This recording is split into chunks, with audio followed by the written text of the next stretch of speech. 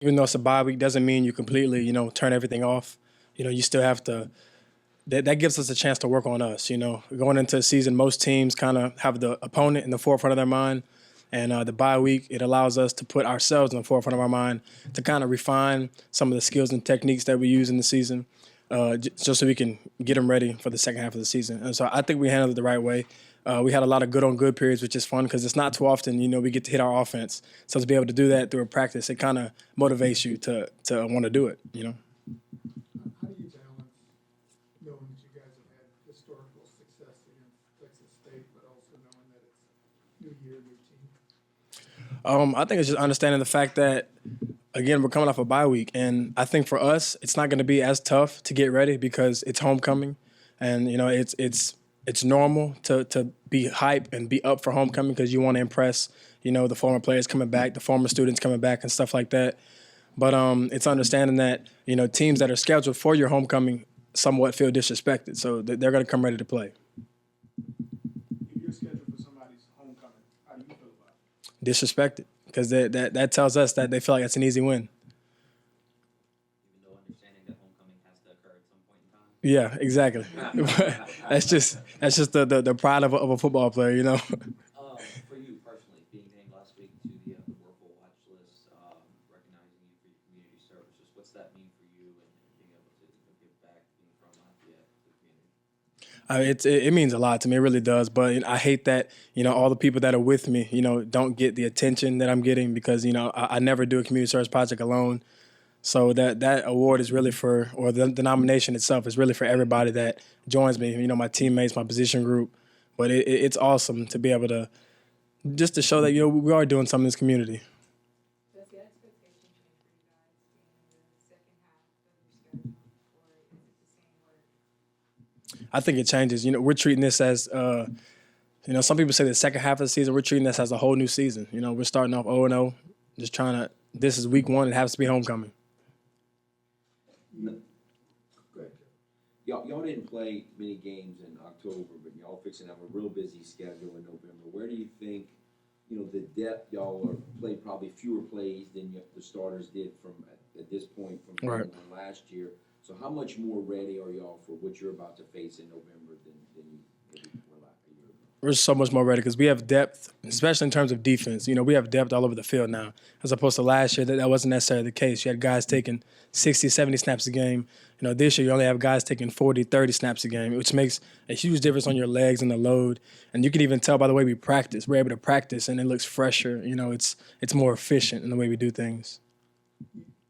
So many positions you guys are set on both sides, but where you are, you've had starts, Braylon's had starts, Cameron's had starts. How much does that competition help? And would you be better off if somebody just kind of emerged and you ran with it, or are you comfortable with in and out? I'm comfortable with in and out. It just keeps it competitive. I know just being on different UL teams. I think it's safe to say I've been a part of the good, the bad, and the ugly.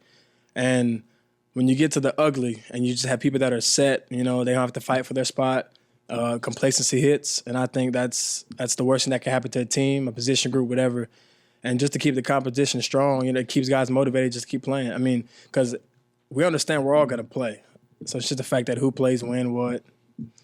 But, I mean, I'm comfortable. We have a very selfless group, which is new, and it's awesome because that's not something we should be worried about right now, Are you all a little ahead of where your preseason expectations were for this defense at all, or is this where you thought y'all would be about, mid-season kind of thing?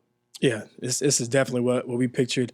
Probably a little better, lost a couple, but it is what it is. But again, like our main objectives and our end goals are still in place. So we just have to show up and take care of business.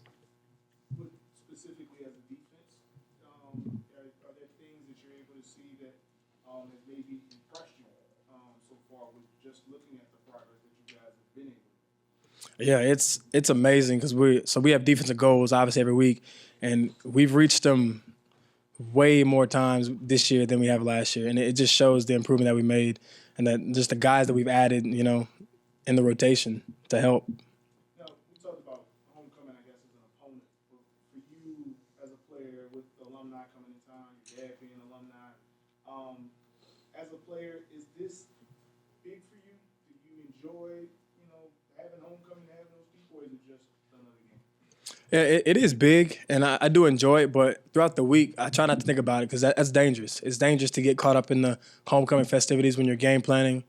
Because it's easy. They have all kind of awesome events going on campus and stuff like that. People get in touch with, but you have to keep the main thing, and that's we're trying to win on Saturday, and not only just win, but meet our goals. Make it impressive.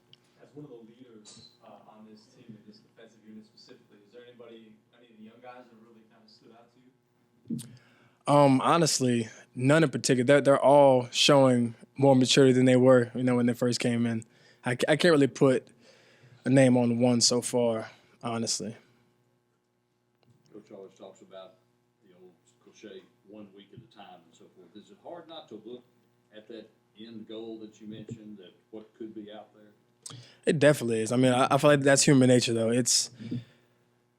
And I'm really the main one to say it because I'm always one that wants to just win them all. I want to win the rest of them, but it is important to focus one at a time. Unfortunately, we still have some guys thinking about, including myself, there's a team we just can't seem to beat, and so we're trying to see them again. And I think in terms of that, that's okay to keep them in the forefront of your mind because, that's the objective. We're trying to see them again. So in order to do that, we have to take it 1 week at a time.